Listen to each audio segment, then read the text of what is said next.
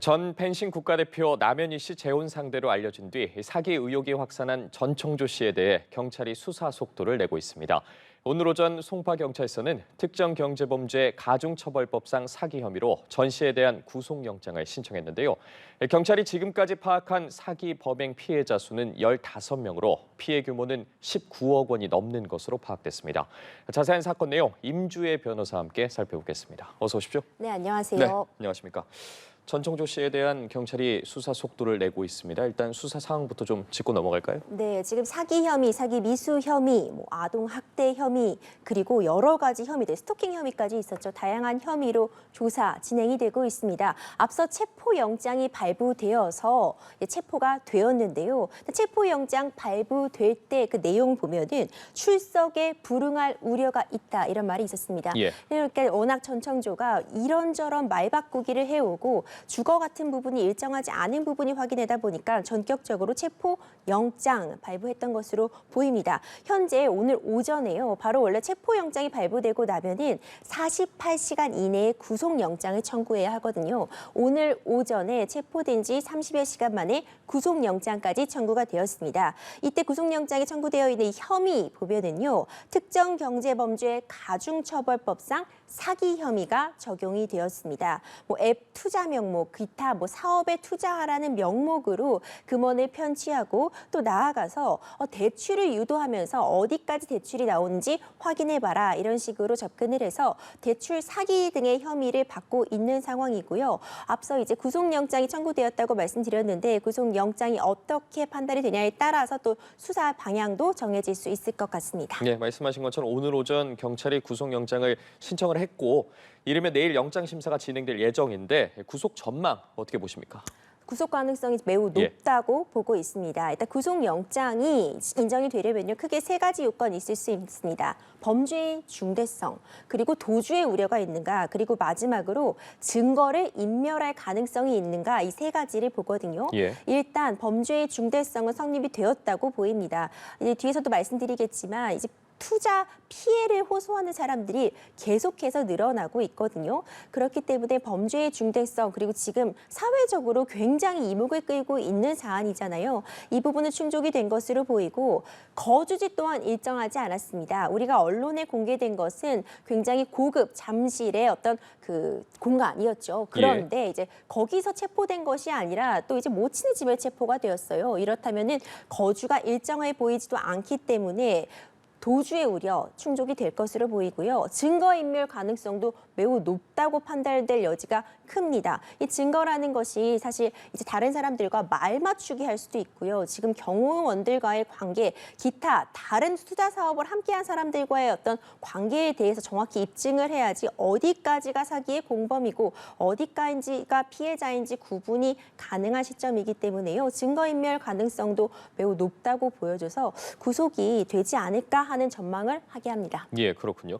전청조 씨 거주지 압수수색을 통해서 이 사기 혐의를 입증할 만한 증거물이 확보된 것으로 알려졌는데 피해 규모도 좀 파악이 됐습니까? 네, 피해 규모가요. 현재까지 조사된 바에 따르면 피해자가 15명 정도가 확인이 되었고요. 피해 금액이 19억 원에 달합니다. 이게 현재까지 조사된 바에 따라 정해진 그런 피해 금액과 피해자 수이기 때문에 사실상 더 늘어날 피해 규모가 더 커질 확률 분명히 존재합니다.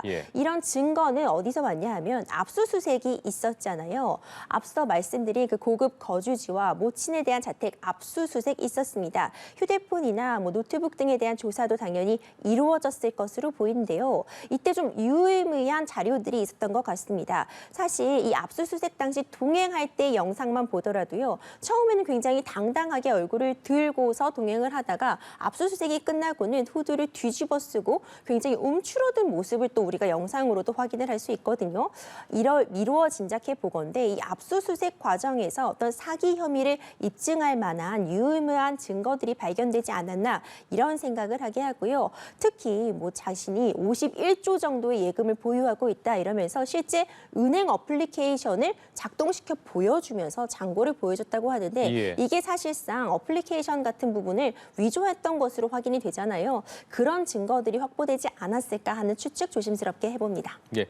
수사 상황에 따라서 피해 규모가 더 커질 수도 있다는 우려들도 나오고 있어요. 그렇습니다. 계속해서 어떤 피해를 호소하는 사람들의 사실 제보가 끊이지 않고 있어요.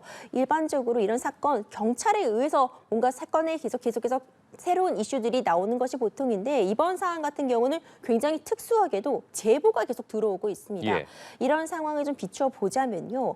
워낙 다방면으로 문어발식으로 여러 분야의 사기를 좀 뻗쳐가고 있었던 것 같습니다. 그렇기 때문에 이게 사실 지금까지 확인된 피해자 그리고 피해 금원이지 더 커질 확률은 분명히 존재하고 있거든요. 그렇기 때문에 지금 수사 상황에 따라서 이게 최소한의 금액이고 더 커질 확률 매우 높다고 보입니다. 예.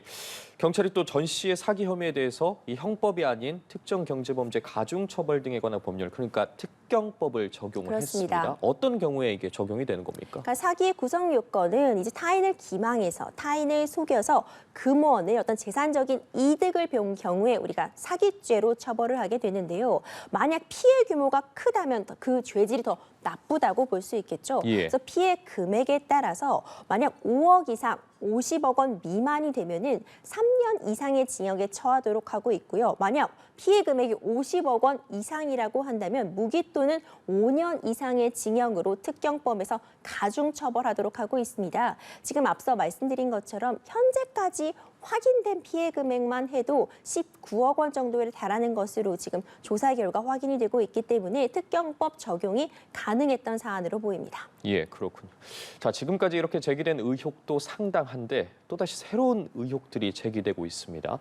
전 씨가 남현희 씨를 통해서 지난 1월에 대한펜싱협회에 거액의 후원 의사를 전했다가 거부를 당했다고 전해지는데 출처가 어딘지 또 어떤 의도로 이렇게 거액을 후원하려고 한 건지 궁금하거든요. 네, 그렇습니다. 정말 계속해서 새로운 이슈들이 제기가 되고 있는 상황입니다. 이번엔 펜싱협회에 거액 30억 원을 후원하겠다고 전청조가 제안을 했다는 내용이 전해지고 있습니다. 그런데 전청조는 펜싱협회 관계자와 어떤 연결고리가 없잖아요. 예. 직접 어떻게 연락을 취할 방법이 없었는데 지금 그 사이에 다리를 남현희 씨가 놓은 것이 아니냐 이런 의혹 제기가 되고 있습니다. 이제 펜싱협회 관계자의 말에 따르면요. 한 번 정도 만나는 자리가 있었던 것은 맞는데 근데 그때 거액의 후원을 제시하면서 다만 자금의 출처나 누가 후원했는지는 밝히지 말아달라는 점이 너무도 이상해서 이런 식으로 후원금을 받으면 당연히 뭐 회계 처리라던가 기타 문제가 될 수 있다고 밝히면서 어떤 계좌를 넘겨주지 않았다고 입장을 전했습니다. 예. 그러니까 실제로 후원을 받은 사실은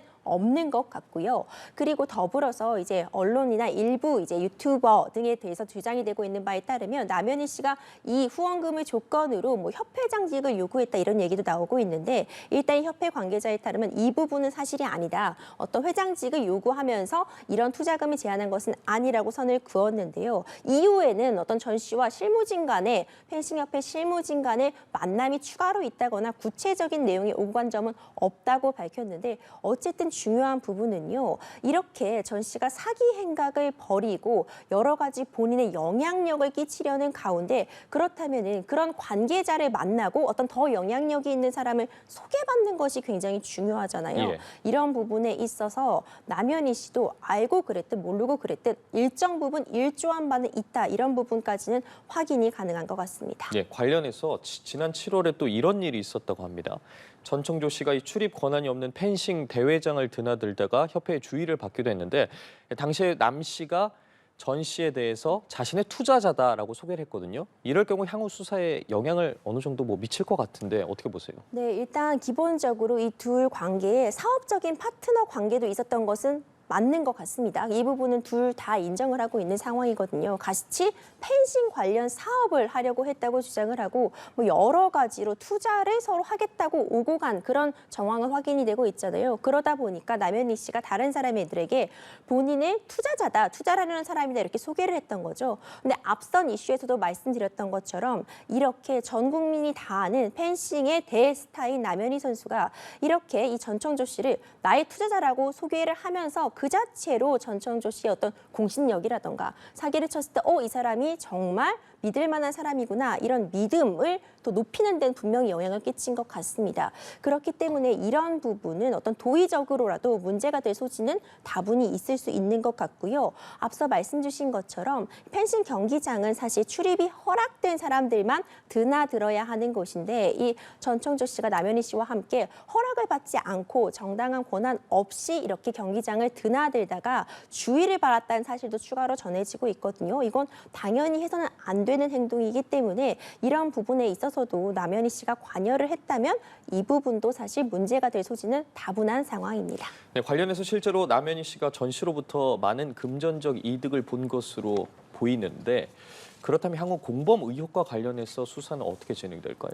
네, 이게 사건 초기에는 과연 전청조 씨가 뭐 여자나 남자냐 아니면 실제 재벌 3세인가 이런 예. 부분에 초점이 맞춰 있었다면요. 이제는 이 남현희 씨 공범 여부로 어떤 수사나 어떤 언론의 관심이 좀 옮겨간 그런 상황입니다. 금전적인 이득을 본 부분이 많다는 것은 지금 남현희 씨도 인정은 한 상태이죠. 하지만 그게 본인은 전혀 이 자금의 출처에 대해서 어떤 사기 피해자들이 낸 그런 금원인지는 전혀 몰랐다고 지금 주장을 하고 실제로도 그런 부분에 대해서 이제 수사기관에 적극적으로 주장을 하고 있는 상황이거든요. 그런데 지금 공모 의혹이 제기가 되고 있고 실제로 이 부분에 대해서 조사가 있을 것으로 보입니다. 결국 핵심은 남현희 씨가 이 자금 출처를 알았느냐거든요. 그러니까 예. 정확히 명확히 인지하고는 못 있었다고 하더라도 적어도 좀 이상하다, 수상하다. 과연 이 돈이 어디에서 온 것이냐 내지는 지금 이 전청조라는 사람이 허위의 사실을 말하고 다니면서 나의 후광을 이용해서 그리고 다른 그런 조건들을 이용해서 뭔가 투자자들을 모집하고 사기 행위에 가담하고 있는 것이 아닌가 하는 의심을 한 상태에서도 이런 뭐 비싼 차량 고가의 차량, 고가의 어떤 사치품 등을 받았다면 이 부분 역시 굉장히 문제의 소지가 다분하고요. 결국 수사의 초점은 남현희 씨가 어디까지 알았느냐에 좀 초점이 맞춰질 것 같습니다. 예, 관련해서 남현희 씨 자신도 피해자라는 입장을 밝혀왔는데 최근에는 최대한 이른 시일 내에 조사를 좀 받게 해달라는 이 출석 조사 요청서를 제출했다고 들었거든요. 그렇습니다. 그러니까 빨리 대질신문이든 나를 출석하기 위해서 조사해달라 이런 입장을 밝혔습니다. 계속해서 언론에 반복적으로 본인은 굉장히 억울하다는 입장을 계속 전하고 있거든요. 그렇기 때문에 이제 나는 굉장히 떳떳하기 때문에 조사에 성실히 응하겠다. 그런 입장을 한 번 더 강경하게 내비친 그런 제스처로 해석을 할 수 있을 것 같습니다. 그런데 이제 요청하지 않더라도 사실 지금 이 수사 관계에서 남현희 씨를 소환해서 조사하는 건 이루어질 수밖에 없습니다. 본인이 직접 고소한 사건들도 있기 때문에 고소인 조사도 있어야 되고요. 이제 본인이 고소 당한 사건에 대해서는 피고소인 조사가 있을 것이고 이 전청조 사기 사건에 대해서는 참고인 신분이든 기타 어떤 부분에 있어서든 조사가 불가피하거든요. 그러니까 아마 머지않은 시일 내에 조사는 진행될 것으로 보입니다. 예, 또 거짓말 탐지기 조사를 요청하기도 했더라고요. 이거 어떤 의미로 봐야 할까요? 네, 이제 거짓말 탐지기를 해서라도 내가 이제 억울함을 밝히고 싶다 이런 부분인 것 같아요. 근데 거짓말 탐지기가 사실 수사에서 종종 사용되고는 하는데 그럼 이제 진실이다, 거짓이다 내지는 판별할 수 없다 이런 판단이 나옵니다. 그런데 이것이 사실 이 자체로 어떤 증거 능력을 갖는 것은 아닙니다. 사실상 굉장히 높은 정도로 정확성을 갖는다고 알려져 있기는 한데요. 이 거짓말 탐지기에서 진실을 말했다고 해서 이 사람의 말은 정말 맞구나 이렇게 믿어주는 것은 아니고 거짓을 말했다고 해서 거짓이라고 완전히 확인되는 것은 아니거든요. 부수적인 자료로 참고가 되는 것에 불과하지만 일단 거짓말 탐지기를 하겠다. 나 직접 응할 수 있다는 거는 내가 이렇게 떳떳하다. 나 거짓말을 하고 있지 않다는 부분에 대해서 강력하게 어필을 하고 실제로도 거짓말 탐지기를 했을 때 진실로 나온다면 이런 주장을 좀 뒷받침하는 참고 자료로는 충분히 쓸 수 있는 상황이라 그런 맥락에서 이렇게 제시를 한 것이 아닌가 싶습니다. 예, 어쨌든 본인의 억울함을 표현하는 방법이었던 그렇죠. 것 같은데 이런 가운데 고소 고발이 계속해서 이어지고 있는데 남현희 씨가 또 맞고소를 당했거든요. 무고 혐의로 고소가 됐습니다. 그렇습니다. 아주 소송전이 난타전이 지금 될 것으로 예상이 되고 예. 있는데요. 이제 김민석 구의원이 남현희 씨를 상대로 이제 공범에 가담한 것 같다. 이제 공범의 혐의가 있다. 이런 부분을 이제 지속적으로 주장을 해오고 있었거든요. 그러면서 이제 증거도 갖고 있다. 이런 부분을 언론에서도 인터뷰를 하고 실제로도 이제 경찰에 진정서를 제출하는 등의 행동을 하자 남현희 씨가 김민석 의원을 명예훼손, 허위사실 적시에 의한 명예훼손으로 고소를 했고요. 이에 김민석 의원 역시 이게 내가 공범을 가담한 것이 아니라는 부분에 대해서 이 역시 남현희 씨가 허위사실 적시로 나를 명예훼손하고 있다고 맞고소를 하고 덧붙여서 이제 무고 혐의도 이제 고소를 했습니다. 그렇기 때문에 이제 김 의원은 결국 남현희 씨가 지금 이 투자에 공모했다, 투자 사기에 공모했다, 이 사건의 전말을 알고 있었다 이렇게 주장하고 있어서요. 이 사건, 이번 이 고소전의 쟁점 역시도 남현희 씨가 과연 전청조의 사기 혐의에 대해 어디까지 알고 있었고 어디까지 가담했는가 그 부분이 쟁점이 될 수 있는 그런 상황입니다. 예, 알겠습니다. 오늘 남현희 전청조 사건과 관련해 구체적으로 짚어봤는데요. 임주혜 변호사와 함께했습니다. 말씀 고맙습니다. 감사합니다.